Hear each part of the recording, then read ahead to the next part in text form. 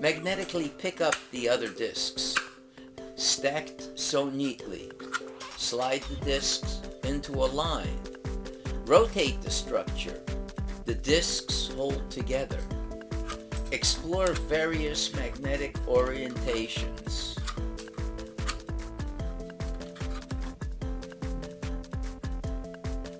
Get a feel of the magnetic strength of the discs.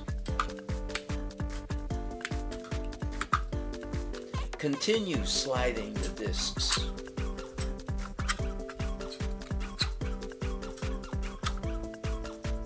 Pull out the middle disc, flip it, and reinsert it back in. Use both hands. Feel the magnetic forces resist alignment. It magically slips into offset positions.